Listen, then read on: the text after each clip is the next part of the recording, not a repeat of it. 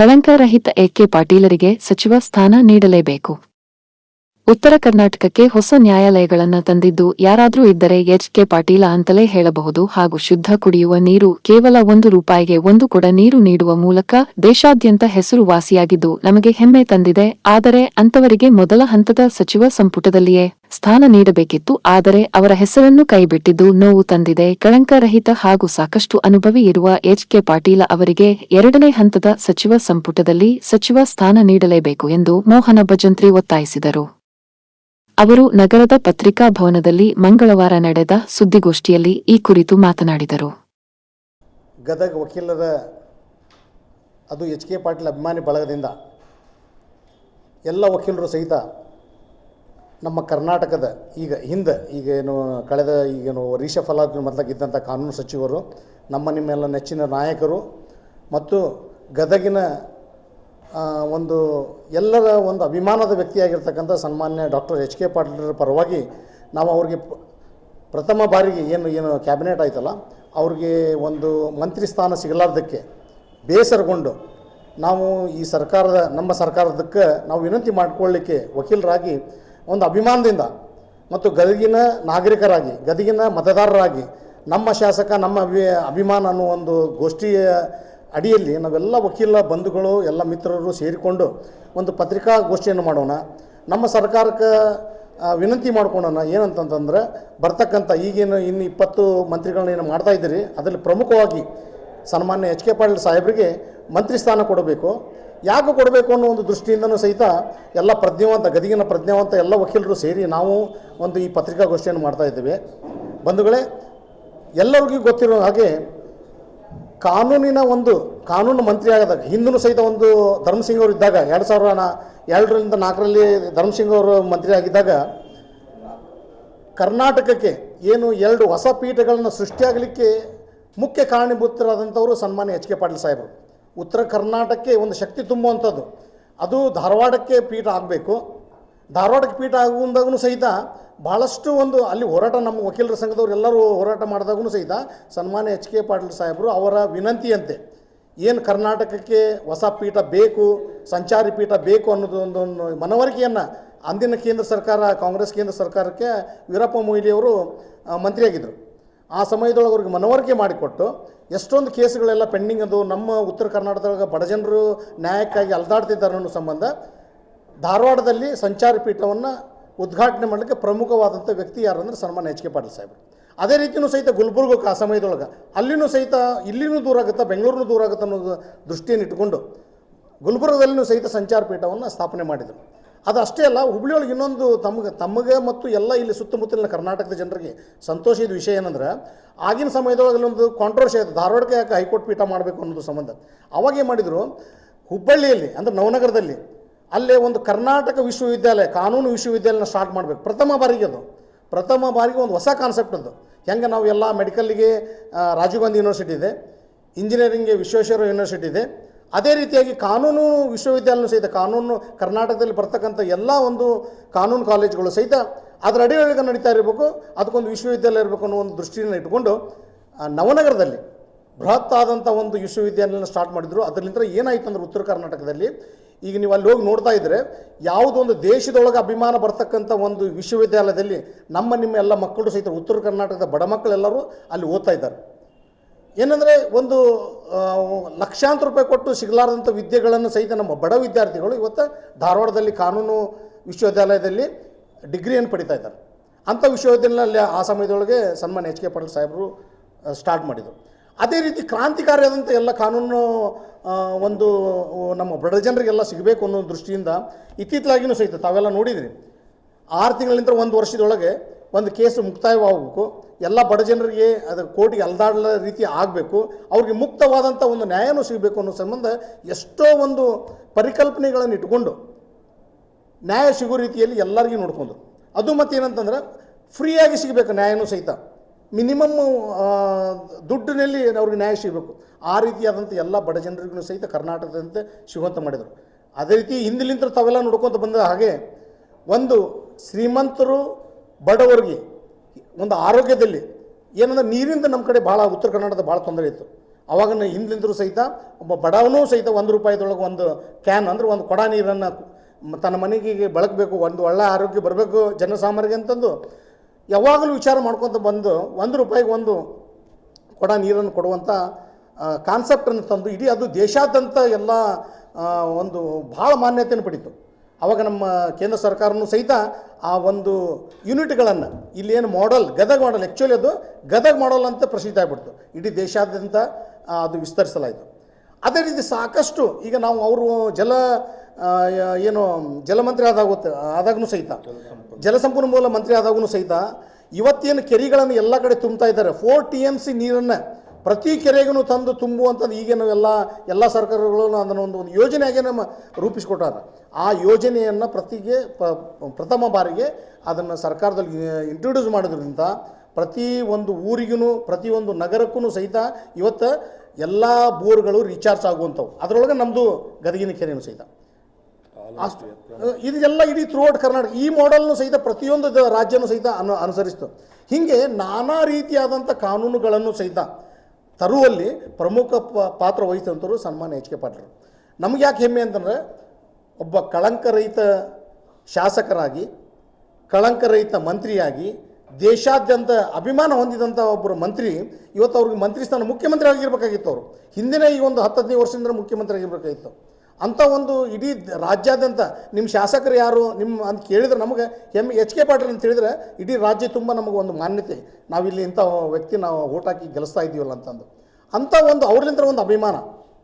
ಅಂಥ ವ್ಯಕ್ತಿ ಒಬ್ಬರು ವಕೀಲರಾಗಿ ಒಂದು ಸುಸಂಸ್ಕೃತ ಒಂದು ಕುಟುಂಬದಿಂದ ಮತ್ತು ಸುಸಂಸ್ಕೃತ ಒಂದು ಶಿಕ್ಷಣದಿಂದ ಮತ್ತು ಸುಸಂಸ್ಕೃತವಾಗಿ ನಿಮ್ಮನ್ನೆಲ್ಲರನ್ನೂ ಸಹಿತ ರೀಪ್ರೆಸೆಂಟ್ ಮಾಡ್ತಾ ಇದ್ದಾರೆ ವಿಧಾನಸಭೆಯಲ್ಲಿ ಮತ್ತು ದೇಶಾದ್ಯಂತ. ಇಂಥ ಒಬ್ಬ ವ್ಯಕ್ತಿನ ನಾವು ಕಳ್ಕೋಬಾರ್ದು. ಅವರ ವಿಚಾರಗಳು ನೋಡಿ, ಅವರ ವಿಚಾರಗಳು ಎಷ್ಟೊಂದು ಸ್ಫೂರ್ತಿದಾಯಕ ಅಂದರೆ ಇಂಥ ಹಿಂದೆ ಗದಗ ಅಂದರೆ ನೆಗ್ಲೆಕ್ಟೆಡ್ ಇರ್ತಕ್ಕಂಥ ಒಂದು ಇದಿತ್ತು. ಅಂಥ ಗದಗಿಗೆ 18 ತಿಂಗಳದೊಳಗೆ ಮೆಡಿಕಲ್ ಕಾಲೇಜನ್ನು ರೆಡಿ ಮಾಡಿ ಅದು ಉದ್ಘಾಟನೆ ಮಾಡುವಂಥ ಒಂದು ಕಾನ್ಸೆಪ್ಟ್ ಇಟ್ಕೊಂಡು 18 ತಿಂಗಳು ರೆಡಿ ಮಾಡಿದರು. ಇಡೀ ದೇಶದಲ್ಲೇ ಮಾದರಿಯಾಗಿರ್ತಕ್ಕಂಥ ಒಂದು ಗ್ರಾಮೀಣಾಭಿವೃದ್ಧಿ ಯೂನಿವರ್ಸಿಟಿ ಕಾನ್ಸೆಪ್ಟನ್ನು ಸಹಿತ ಅದನ್ನೊಂದು ಕಾಲೇಜ್ ಸಹಿತ ಇದ್ದಿಲ್ಲ, ಒಂದು ಗ್ರಾಮೀಣಾಭಿವೃದ್ಧಿ ಕಾಲೇಜ್ ಅನ್ನೋದು ಇದ್ದಿಲ್ಲ. ಅಂಥ ಕಾನ್ಸೆಪ್ಟನ್ನು ಒಂದು ಯೂನಿವರ್ಸಿಟಿಯಾಗಿ ವಿಶ್ವವಿದ್ಯಾಲಯ ಆಗಿ ಅದು ಎಂಥ ವಿಶ್ವವಿದ್ಯಾಲಯ ಅಲ್ಲಿರ್ತಕ್ಕಂಥ ಕೋರ್ಸ್ಗಳು ಈಗ ನಾವೇನು ಟೆಕ್ನಿಕಲಿ ಅಡ್ವಾನ್ಸ್ ಇರ್ತಕ್ಕಂಥ ಯೂನಿವರ್ಸಿಟಿಗಳೇನಿದಾವೆ ಡೀಮ್ಡ್ ಯೂನಿವರ್ಸಿಟಿಗಳಲ್ಲಿ ಅಂಥ ಒಂದು ಟೆಕ್ನಿಕಲಿ ಇರ್ತಕ್ಕಂಥ ಕೋರ್ಸ್ಗಳನ್ನು ಅಲ್ಲೇ ಒಂದು ಸಣ್ಣದು ಹೇಳ್ಬೇಕಂದ್ರೆ ಈಗ ನಾವೇನು ಈಗ ಮಾಡರ್ನ್ BE ಹುಡುಗರು ಎಲ್ಲರೂ ಆ್ಯಪ್ ಕ್ರಿಯೇಷನ್ಸು ಅವನ್ನೆಲ್ಲ ಮಾಡ್ತಾರಲ್ಲ ಅದನ್ನೊಂದು BA ಒಳಗನೆ ಕೊಡ್ತಕ್ಕಂಥ ಒಂದು ಪದವಿಗಳನ್ನು ಅಂತೆಲ್ಲ ಅಡ್ವಾನ್ಸ್ ಪದವಿಗಳನ್ನು ಇಂಗ್ಲೆಂಡು ಮತ್ತು ಹೊರದೇಶದೊಳಗೆ ಪ್ರಚಲಿತ ಇರತಕ್ಕಂಥ ಅಲ್ಲಿ ಟೆಕ್ನಾಲಜಿಗಳನ್ನು ಯೂಸ್ ಮಾಡ್ಕೊತ ಅದನ್ನು ನಮ್ಮ ವಿದ್ಯಾರ್ಥಿಗಳು ಕೊಡಬೇಕಂತ ಒಂದು ಸಿಲೆಬಸ್ಸನ್ನು ಅಲ್ಲಿ ಅಳವಡಿಸ್ಕೊಂಡಿದ್ದಾರೆ. ಹೀಗಾಗಿ ಮತ್ತು ಪ್ರತಿಯೊಬ್ಬರು ಬಡವರಿಗೂ ಗದಗಿನಲ್ಲಿ ತಾವೆಲ್ಲ ನಾವು ನೀವೆಲ್ಲ ನೋಡಿದಾಗೆ ನಾನು ಸಹಿತ ಒಬ್ಬ ಹಿಂದೆ ನಾನು ಯಾವಾಗ ಇನ್ನೂ ನಮ್ಗೆ ಯಾವುದೂ ಮನೆ ಇದ್ದಿದ್ದಿಲ್ಲ, ಬಡತನದೊಳಗಿದ್ದೆ ಅಂತಲ್ಲಿದ್ದಲ್ಲಿ ಸಹಿತ ಆಸರೆ ಮೇಲೆ 12 ವರ್ಷ ಇದ್ದಂಥವ್ರು ನಾವೆಲ್ಲ ಪ್ರತಿಯೊಬ್ಬರು ಸಹಿತ ಜಾತ್ಯತೀತವಾಗಿ ಒಂದು ಗುರುತಿಸಿ ಅವ್ರಿಗೆಲ್ಲರಿಗೂ ಸಹಿತ ಯಾರು ಮನೆ ಇರೋಂಗಿಲ್ಲ ಅಂಥವ್ರನ್ನ ಗದಗ ಬೆಡಗೇರಿ ನೀವು ಒಂದು ಡಿವೈಡ್ ಮಾಡಿ ನೋಡಿದರೆ ಅರ್ಧ ಸರ್ಕಾರಲಿಂತ್ರನ್ನ ಮನೆಗಳನ್ನು ಕಟ್ಟಿಸಿ ಬಡವರಿಗೆ ನೀಡಿದಂಥ ಯಾವುದಾದ್ರೂ ಊರಂದ್ರೆ ನಮ್ಮ ಗದಗ ಬೆಡಗೇರಿ ಅನ್ಬೋದು. ಅಂಥ ಪರಿಸ್ಥಿತಿಗಳನ್ನು ಅವರು ತಿಳಿ ಮಾಡಿದಂಥವ್ರು, ಪ್ರತಿಯೊಬ್ಬರಿಗೂ ಒಂದು ಸೂರು ಕೊಟ್ಟಂಥ ವ್ಯಕ್ತಿ. ಅದೇ ರೀತಿಯೂ ಸಹಿತ ಎಲ್ಲ ನಮ್ದು ಈಗ 100 ಇಂಡಸ್ಟ್ರಿಯಲ್ ಏರಿಯಾ ಆಗಿರ್ಬೋದು, ಈಗ ನಮ್ಮದು ಕರ್ನಾಟಕ ಕ್ರಿಕೆಟ್ ಅಸೋಸಿಯೇಷನ್ಲಿಂದ ಒಂದು ದೊಡ್ಡ ಸ್ಟೇಡಿಯಂ ಕಟ್ಟುವಂಥ ಒಂದು ಪ್ರಸ್ತಾಪನೆ ಆಗಿರ್ಬೋದು, ಮತ್ತು ಈಗ ಹೊಸ ಯೂನಿವರ್ಸಿಟಿಗಳನ್ನು ತರುವಂಥದ್ದಾಗಿರ್ಬೋದು, ಸಾಕಷ್ಟು. ಮತ್ತು ಈಗ ನೋಡಿ ನಮ್ಮದು ಅಡ್ವಾನ್ಸ್ ಆಗಿರ್ತಕ್ಕಂಥ ಎಲ್ಲ ಈಗ ನಾವು ಹುಲ್ಕೋಟ್ಲಿಂದ ಅದಕ್ಕಿಂತ ಬರೋಕ್ಕಿಂತ ಮೊದಲಾಗ ಒಂದು ಡಿಗ್ರಿ ಕಾಲೇಜ್ ಅದು ಗೋರ್ಮೆಂಟ್ ಡಿಗ್ರಿ ಕಾಲೇಜನ್ನು ಒಂದು ಕಾನ್ಸೆಪ್ಟ್ ಹೆಂಗಿರ್ಬೇಕು ಅನ್ನೋ ಬಗ್ಗೆ ನಾವು ಅಲ್ಲಿ ನೋಡಿದರೆ ಯಾವುದೋ ವೆಸ್ಟರ್ನ್ ಒಂದು ನಾವು ಕಂಟ್ರಿ ಒಳಗೆ ಅದೀವಿ ಅನ್ನೋದು ಇಂಥ ಒಂದು ನಾನಾ ರೀತಿಯ ಅಡ್ವಾನ್ಸ್ ಇರ್ತಕ್ಕಂಥ ಒಂದು ಅವರು ಒಂದು ಬುದ್ಧಿಮಟ್ಟ ಅದು ಇಡೀ ರಾಜ್ಯಕ್ಕೆ ಮತ್ತು ನಮ್ಮ ಗದಗಿಗೆ ಅದೆಲ್ಲ ಅಳವಡಿಸ್ಕೊಳ್ತೈತಿ. ಹೀಗಾಗಿ ಅಂಥ ಒಬ್ಬ ವ್ಯಕ್ತಿಗಳು ನಮಗೆ ಬೇಕು, ಅದು ಅಂಥ ವ್ಯಕ್ತಿಗಳು ನಮ್ಮ ಸಮಾಜಕ್ಕೆ ಬೇಕು, ಅಂಥ ವ್ಯಕ್ತಿಗಳು ನಮ್ಮ ಗದಗಿಗೆ ಬೇಕು, ಅಂಥ ವ್ಯಕ್ತಿಯೊಬ್ಬರು ನಮ್ಮ ರಾಜ್ಯಕ್ಕೆ ಬೇಕು. ಅಂಥವ್ರದ್ದು ಅವಶ್ಯಕತೆ ಇದೆ. ಕಳಂಕರಹಿತಾದಂಥ ವ್ಯಕ್ತಿ ಅದಾರ. ಅದಕ್ಕೆ ನಾವೆಲ್ಲ ವಕೀಲರು ಸಹಿತ ಅವ್ರಿಗೆ ಮೊನ್ನೆ ಏನು ಕ್ಯಾಬಿನೆಟ್ ಮಾಡಿದಾಗ ಅವ್ರಿಗೆ ಪ್ರಾಮುಖ್ಯವಾಗಿ ಕೊಡಬೇಕಾಗಿತ್ತು ಅಂಥ ವ್ಯಕ್ತಿಯನ್ನು, ಆದರೆ ಕೊಡಲಿಲ್ಲ. ಅದಕ್ಕೆ ದುರ್ದೈವ. ಅವರು ಯಾವುದಕ್ಕೂ ಎಂದೂ ಕ್ರಿಟಿಸೈಸ್ ಮಾಡಿ ಮಾತಾಡೋಂಥ ವ್ಯಕ್ತಿ, ಸೌಮ್ಯವಾಗಿರುವಂಥ ವ್ಯಕ್ತಿ, ಅವ್ರು ಕ್ರಿಟಿಸೈಸ್ ಮಾಡೋಂಗಿಲ್ಲ. ಆದರೆ ನಾವು ನಮ್ಮ ಶಾಸಕ ನಮ್ಮ ಹೆಮ್ಮೆ ಅನ್ನೋದು ನಮ್ಮ ಅಭಿಮಾನದಿಲ್ಲ. ಹೀಗಾಗಿ ನಾವೆಲ್ಲ ಸಮಾನ ಮನಸ್ಕರ ಇದ್ದಂಥ ಅವ್ರ ಅಭಿಮಾನಿ ಬಳಗ, ಎಚ್ ಕೆ ಪಾಟೀಲ್ರ ಅಭಿಮಾನಿ ಬಳಗ, ನಾವೆಲ್ಲ ವಕೀಲರು ಕೂಡಿ ಮಾತಾಡಿ ಅವ್ರು ಮಾಡಲಿ ಬಿಡಲಿ, ಅಂಥ ವ್ಯಕ್ತಿಗೆ ಅನ್ಯಾಯ ಆಗಬಾರ್ದು, ಅದಕ್ಕೆ ಅಂಥ ವ್ಯಕ್ತಿಗೆ ನಮ್ಗೆ ನ್ಯಾಯ ದೊರಕಬೇಕು, ಅಂಥ ವ್ಯಕ್ತಿಲಿಂದ ಇನ್ನೊಂದು ಸಮಾಜ ಮುಂದೆ ಬರಬೇಕು. ಅವ್ರದ್ದು ಏನು ಇದುವರೆಗೂ ಪಕ್ವವಾದಂಥ ಬುದ್ಧಿ ಎಲ್ಲ ಕಡೆಯೂ ಸಮಾಜದೊಳಗೆ ಪಸರಿಸಬೇಕು, ಅದು ಮುಂದೂ ಸಹಿತ ಎಲ್ಲ ಸಮಾಜಕ್ಕೂ ಧರ್ಮಕ್ಕೂ ಸಹಿತ ಇರಬೇಕು ಅನ್ನೋ ಒಂದು ದೃಷ್ಟಿಯಿಂದ ನಾವೆಲ್ಲರೂ ಕೂಡಿಕೊಂಡು ಈ ಒಂದು ಪತ್ರಿಕಾಗೋಷ್ಠಿಯನ್ನು ಮಾಡಿವಿ. ಅದನ್ನು ಮುಂದುವರೆದ ಭಾಗವಾಗಿ ನಮ್ಮ ಎಸ್ ಕೆ ಪಾಟೀಲ್ರು ಅವರು ಸಹಿತ ನಮ್ಮ ಹಿರಿಯರು ಮತ್ತು ಮುಂದೆ ನಮ್ಮ ಕಲ್ಲೂರು ಅಧ್ಯಕ್ಷರು ಅವರು ಮಾತಾಡಿರ್ತಾರೆ, ಅವ್ರಿಗೆ ಮಾತಾಡಲಿಕ್ಕೆ ನಾನು ಅನುವು ಮಾಡಿಕೊಡ್ತೇನೆ. ಇಲ್ಲೇ ಈ ಪ್ರೆಸ್ ಮೀಟನ್ನು ಮಾಡ್ತಾ ಇರೋದು ಮೊದಲಿಗೆ ಈ ನೂತನ ಮುಖ್ಯಮಂತ್ರಿ ಆದಂಥ ಸನ್ಮಾನ್ಯ ಡಿ ಕೆ ಶಿವಕುಮಾರ್ ಅವ್ರಿಗೆ ನಮ್ಮ ಎಚ್ ಕೆ ಪಾಟೀಲ್ ಅಭಿಮಾನಿ ಬಳಗದ ನ್ಯಾಯವಾದಿಗಳು ಅಭಿನಂದನೆಗಳನ್ನು ಸಲ್ಲಿಸ್ತಾ ಇದ್ದೀವಿ. ಎಚ್ ಕೆ ಪಾಟೀಲರು ಮಾಡಿದಂಥ ಕೆಲಸಗಳನ್ನು ನನ್ನ ಗೆಳೆಯ ಈಗ ವಿವರಿಸಿದರು. ಇನ್ನೂ ಅನೇಕ ಕೆಲಸಗಳನ್ನು ಅವರು ಮಾಡಿದ್ದಾರೆ ದೇಶಾದ್ಯಂತ, ಕರ್ನಾಟಕ ರಾಜ್ಯದಂತ ಹಾಗೂ ನಮ್ಮ ಗದಗಿನಲ್ಲಿ ಅವರು ಮಾಡಿದಂಥ ಕೆಲಸಗಳೆಲ್ಲ ಕಾಣ್ತಾ ಇವೆ.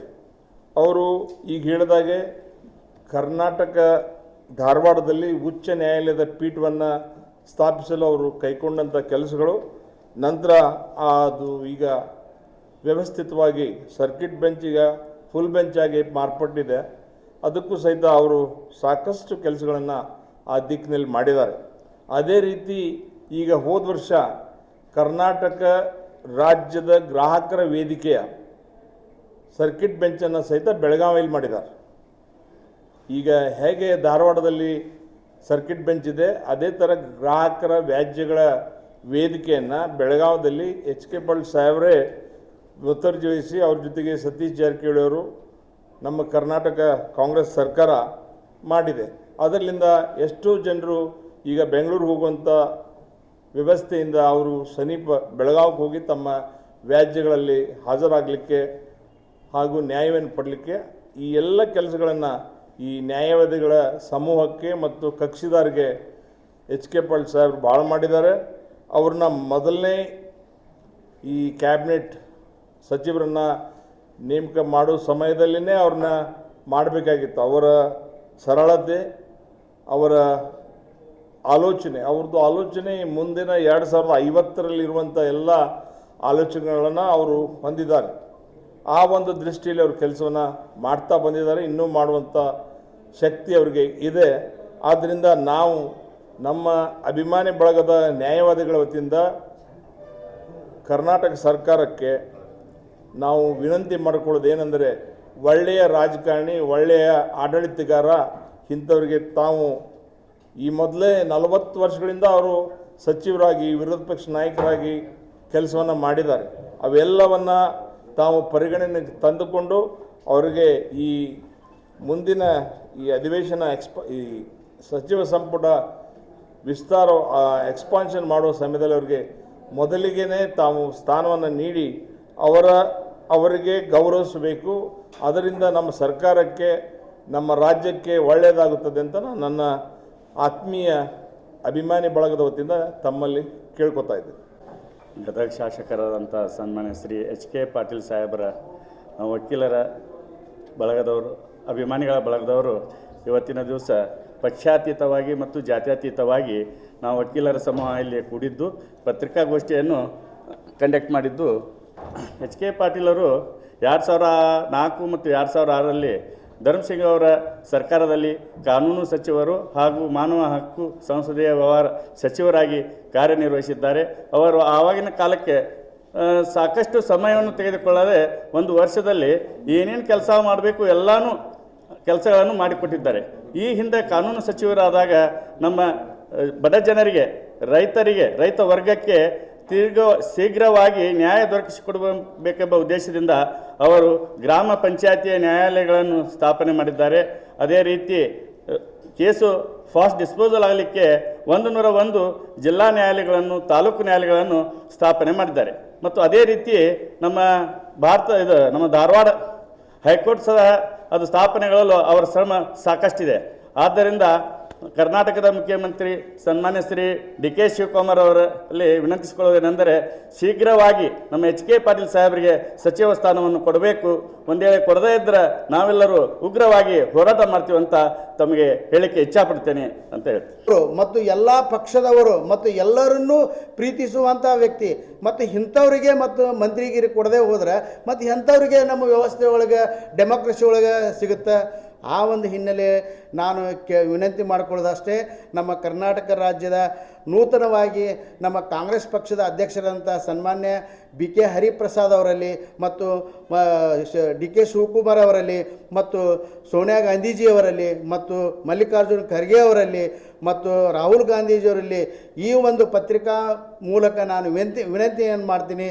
ನಮ್ಮ ಎಚ್ ಕೆ ಪಾಟೀಲ್ ಸಾಹೇಬರಿಗೆ ಮುಂದೆ ಬರ್ತಕ್ಕಂಥ ದಿನಮಾನೊಳಗೆ ಆದಷ್ಟು ಬೇಗ ಉನ್ನತವಾದಂಥ ಒಂದು ಮಂತ್ರಿಗಿರಿಯನ್ನು ಕೊಟ್ಟು ಈ ಒಂದು ರಾಜ್ಯಕ್ಕೆ ಮತ್ತು ಈ ಒಂದು ನಾಡಿಗೆ ಸೇವೆ ಮಾಡಿಕೊಡುವಂಥ ಅವಕಾಶವನ್ನು ತಾವು ಕಲ್ಪಿಸಿಕೊಡಬೇಕು. ಒಂದು ವೇಳೆ ಅವರಿಗೆ ಮಂತ್ರಿ ಕೊಡದೇ ಹೋದಪ್ಪ ಅಂದ್ರೆ ನಾವೆಲ್ಲ ಹಿರಿಯರು ಸೇರಿ ಉಗ್ರವಾದಂಥ ಹೋರಾಟವನ್ನು ನಾವು ಮಾಡ್ತೀವಿ ಅನ್ನುವಂಥ ಮಾತನ್ನು ಈ ಸಂದರ್ಭದಲ್ಲಿ ಹೇಳ್ತೀನಿ. ಮತ್ತು ನಮ್ಮ ಹಿರಿಯರು ಈಗಾಗಲೇ ನಮ್ಮ ಹಿರಿಯ ನ್ಯಾಯವಾದಿಗಳು ಸನ್ಮಾನ್ಯ ಶ್ರೀ ಎಚ್ ಕೆ ಪಾಟೀಲ್ ಸಾಹೇಬರ ಉದ್ದೇಶಿಸಿ ಅವರು ಮಾಡಿದಂಥ ಕಾರ್ಯಗಳ ಬಗ್ಗೆ ಸಾಕಷ್ಟು ತಮಗೆ ಮಾಹಿತಿಯನ್ನು ನೀಡಿದ್ದಾರೆ. ಎಚ್ ಕೆ ಪಾಟೀಲ್ ಸಾಹೇಬರು ಗ್ರಾಮೀಣಾಭಿವೃದ್ಧಿ ಮಂತ್ರಿ ಆದಾಗ ಕೇಂದ್ರ ಸರ್ಕಾರದವರು 4 ಸಲ ಅವ್ರಿಗೆ ಉತ್ತಮ ಗ್ರಾಮೀಣಾಭಿವೃದ್ಧಿ ಕೆಲಸ ಮಾಡ್ರಿ ಅಂತೇಳಿ 4 ಸಲ ಪ್ರಶಸ್ತಿ ಕೊಟ್ರ. ಆಮೇಲೆ ನಮ್ಮ ಸರ್ ಈಗ ಹೇಳಿದರು, ಆಲಮಟ್ಟಿ ಡ್ಯಾಮ್ಗಳನ್ನು ಎತ್ತರ ಮಾಡಿ ಪೂರ್ತಿ ಆ ಪ್ರದೇಶದೊಳಗೆ ನೀರಾವರಿ ಪ್ರದೇಶವನ್ನು ಮಾಡುವಂಥ ಒಂದು ಕೆಲಸವನ್ನು ನಮ್ಮ ಸಾಹೇಬರು ಮಾಡ್ತಾರೆ. ಈಗಾಗಲೇ ನಮ್ಮ S K Patil sir, Bhajantri sir, ಆಮೇಲೆ ಕಲ್ಲೂರು ಸರ್, ಆಮೇಲೆ ವಾಡಿ ತಳವಾರು ಕೆಲವರು ಹೇಳ್ದಂಗೆ ಸಾಕಷ್ಟು ಕಾನೂನು ಮಂತ್ರಿ ಆದಾಗ, ನೀರಾವರಿ ಮಂತ್ರಿ ಆದಾಗ, ಆಮೇಲೆ ಗ್ರಾಮೀಣಾಭಿವೃದ್ಧಿ ಮಂತ್ರಿ ಆದಾಗ ಕೆಲಸವನ್ನು ಮಾಡಿದ್ದಾರೆ. ಅದೇ ರೀತಿ ಪಕ್ಷಕ್ಕೂ ಸಹಿತ ಭಾಳಷ್ಟು ಕೆಲಸ ಮಾಡ್ಯಾರ. ನಮ್ಮ ಕರ್ನಾಟಕ ಹೆಂಗೆ ಕರ್ನಾಟಕ ಜೊತೆಗೆ ಗದಗ ಹೆಂಗೆ ಅಭಿವೃದ್ಧಿ ಪಡಿಸ್ಯಾರ, ಅದರಂಗನ ಏನು ಪಕ್ಷ ಕೊಟ್ಟಂಥ ಎಲ್ಲ ಕೆಲಸಗಳನ್ನು ಸಾಕಷ್ಟು ಮಾಡ್ಯಾರ. ಅವರು ಮಹಾರಾಷ್ಟ್ರದ ಉಸ್ತುವಾರಿ ಆದಾಗ ಭಾಳಷ್ಟು ಅಲ್ಲಿ ಪಕ್ಷ ಕೆಲಸಗಳನ್ನು ಮಾಡಿ ಅಲ್ಲಿ ಆ ಪಕ್ಷವನ್ನು ಬಲಪಡಿಸುವಂಥ ಕೆಲಸ ಮಾಡಿದರು. ಅದರಂಗೆ ಗೋವಾದೊಳಗೆ ಉಸ್ತುವಾರಿ ಕೊಟ್ಟಾಗ ಅಲ್ಲಿಯೂ ಸಹಿತ ಪಕ್ಷವನ್ನು ಬಲಪಡಿಸುವಂಥ ಕೆಲಸ ಮಾಡಿದರು. ಕರ್ನಾಟಕ ಗಡಿ ಭಾಗದೊಳಗೆ ಅವ್ರನ್ನ ಅಧ್ಯಕ್ಷತೆಯನ್ನು ಮಾಡಿದರು. ಅವರು ಅಧ್ಯಕ್ಷತೆ ಮಾಡಿ ಅದು ಗಡಿ ಸಮಸ್ಯೆಗಳನ್ನು ಬಗೆಹರಿಸುವಂಥ ಸಾಕಷ್ಟು ಕೆಲಸ ಮಾಡಿದ್ರು. ಅದಕ್ಕೆ ಎಲ್ಲಿ ಸಮಸ್ಯೆ ಬರ್ತೈತಿ ಅವಾಗ ಎಚ್ ಕೆ ಪಾಟೀಲ್ ಸಾಹೇಬರು ಅವ್ರ ಕೆಲಸ ಕೊಡ್ತಾರೆ. ಅಂಥ ಸಮಸ್ಯೆಯನ್ನು ಬಗೆಹರಿಸೋಂಥ ಕೆಪಾಸಿಟಿ ಏನೈತಂದ್ರೆ ಅದು ಎಚ್ ಕೆ ಪಾಟೀಲ್ ಸಾಹೇಬರಿಗೆ. ಹೀಗಾಗಿ ಇಂಥ ಒಂದು ಧೀಮಂತ ನಾಯಕರನ್ನು ಈ ಒಂದು ಸಚಿವ ಸಂಪುಟದೊಳಗೆ ಇರಬೇಕಾಗತ್ತೆ. ಅವರು ಇನ್ನೂ ಅವರು ನಮ್ಮ ಕರ್ನಾಟಕದ ಅಷ್ಟೇ ಸೀಮಿತ ಅಲ್ಲ, ನಮ್ಮ ಗದಗ ಅಷ್ಟೇ ಸೀಮಿತ, ಅದು ನಮ್ಮ ಎಚ್ ಕೆ ಪಾಟೀಲ್ ಸಾಹೇಬರು ದೇಶದ ಆಸ್ತಿ. ಅವರು ಇವರ ಬುದ್ಧಿಮತ್ತಿಕೆಯನ್ನು ನಾವು ಇನ್ನೂ sir H K Patil sir ಹೇಳ್ದಂಗೆ ಅವರು ಕಾನ್ಸೆಪ್ಟ್ 50 ವರ್ಷದ ಮುಂದೆ ಫ್ಯೂಚರ್ ಇಟ್ಕೊಂಡು ಕೆಲಸ ಮಾಡ್ತಾರೆ. ಹಂಗೆ ನಮ್ಮ ಗದಗನೊಳಗೆ 35 ಎಕರೆ ಜಮೀನು, ಸಾವಿರಾರು ಕೋಟಿ ಬೆಲೆ ಬಾಳುವಂಥ ಜಮೀನನ್ನು ಅಭಿವೃದ್ಧಿಪಡಿಸುವಂಥ ಕೆಲಸವನ್ನು ಅವರು ಮಾಡ್ತಾ ಇದ್ದಾರೆ. ಇವತ್ತು 1,000 ಕೋಟಿ ಆಸ್ತಿಯೊಳಗೆ ಇವತ್ತು ಇಡೀ ದೇಶ ನಮ್ಮ ಗದಗಿನ ನೋಡ್ತಿರ್ಬೋದು. ಅಂಥ ಒಂದು 500 ಕೋಟಿ ಇದರೊಳಗೆ ಅನ್ನದಾನದೊಳಗೆ ಒಂದು ದೊಡ್ಡ ಪ್ರಾಜೆಕ್ಟನ್ನು ಹಾಕ್ಕೊಂಡು ನಮ್ಮ ಗದಗದ ಅಭಿವೃದ್ಧಿಪಡಿಸಲು ಭಾಳಷ್ಟು ಕೆಲಸವನ್ನು ಮಾಡ್ತಾ ಇದ್ದಾರೆ. ಅದಕ್ಕಾಗಿ ಇಂಥ ಒಂದು ಧೀಮಂತ ನಾಯಕರಿಗೆ ಸಚಿವ ಸ್ಥಾನವನ್ನು ನಾವೆಲ್ಲರೂ ನೀಡಲೇಬೇಕಂತೇಳಿ ಅವ್ರಿಗೆ ಆಗ್ರಹಿಸ್ತೀವಿ. ಒಂದು ವೇಳೆ ನೀಡದೇ ಇದ್ದರೆ ನಾವು ರಾಜ್ಯಾದ್ಯಂತ ಇರುವಂಥ ವಕೀಲರ ಅಭಿಮಾನಿ ಬಳಗ ಐತಿ, ಇಷ್ಟೂ ಒಗ್ಗಟ್ಟಾಗಿ ನಾವು ಮುಂದಿನ ದಿನದೊಳಗೆ ಹೋರಾಟ ಮಾಡ್ತೀವಿ ಅಂತೇಳಿ ಈ ಸಂದರ್ಭದೊಳಗೆ